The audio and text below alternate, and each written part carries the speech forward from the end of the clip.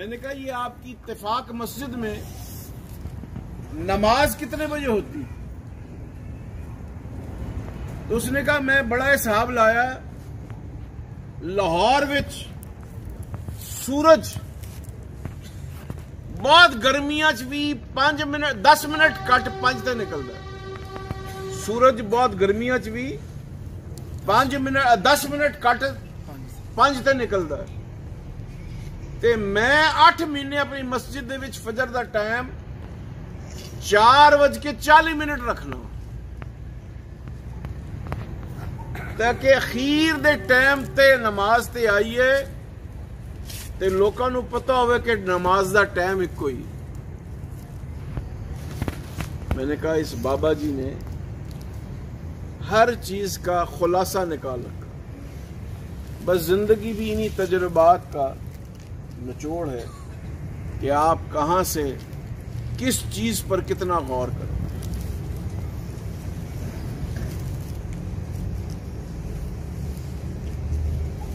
फिर एक और दिन उनसे मुलाकात हुई 2 साल के बाद।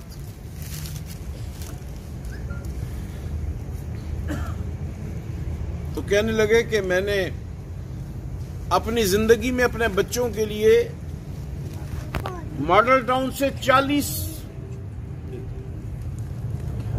किलोमीटर के फासले पर घर बनाने का फैसला किया।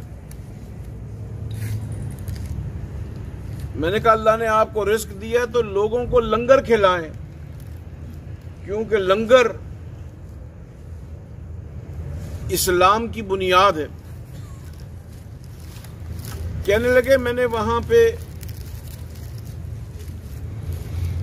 स्कूल ऐसे बना दिए कि जहां पे गरीब को कम फीस में वही तालीम मिले जो अमीर को ज्यादा पैसों में मिले। और मैंने खाना खाने की बजाय खाना खिलाने वाले पैदा करने की कोशिश की। असल लोगों के दुख दर्द को समेटने का यही तरीका है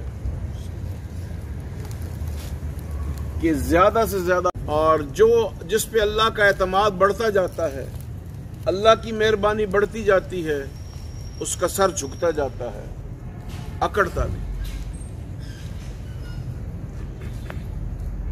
तो मैं अर्ज ये करना चाहता हूं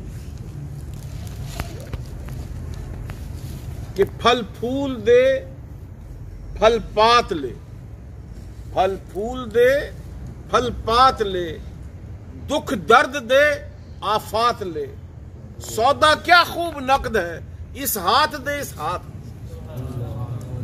इस दुनिया में यही कामयाबी की बुनियाद है कि आप दूसरों का भला चाहें।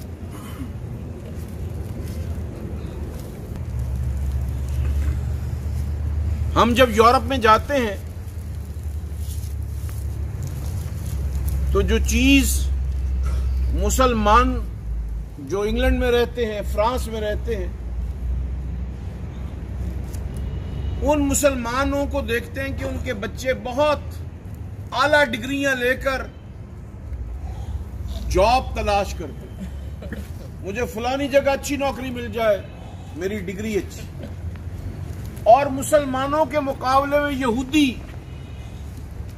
डिग्री लेके आला जॉब तलाश नहीं करते, वो आला कारोबार तलाश करते कि मैं नौकरी करने वाला होने की बजाय लोगों को नौकरियां देने वाला बनूं,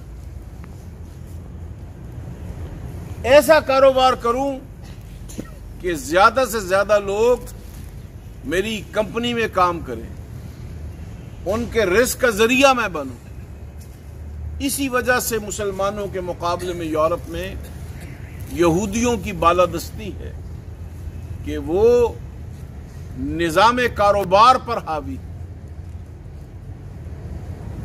नौकरी करना इनफरादी फेल है और नौकरी देना इज्तिमाई तरक्की का जरिया।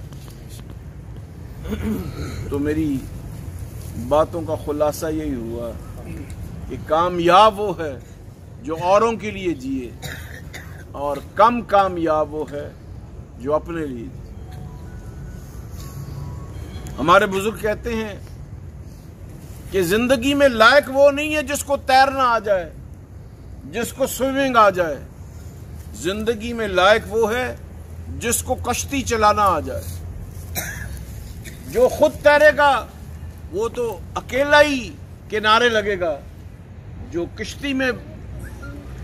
किश्ती चलाएगा वो अपने साथ और भी लोगों को किनारे पहुंचाए। अल्लाह तबारक व तआला मुसलमानों को ऐसी सोच अता फरमाए जिससे हम आगे से आगे बढ़ते चले। यानी उनको शादियां अता फरमाए, जिनकी शादियां हैं और औलाद नहीं उनको साहिब औलाद बना। हर बाप को अपनी बच्ची खुद रुखसत करने की तौफीक अता फरमाए। रब्बना वला तुहम्मिलना मा ला ताक़त लना बिह वअफ़ु अन्ना वग़फ़िर लना वरहमना अंत मौलाना फंसुरना।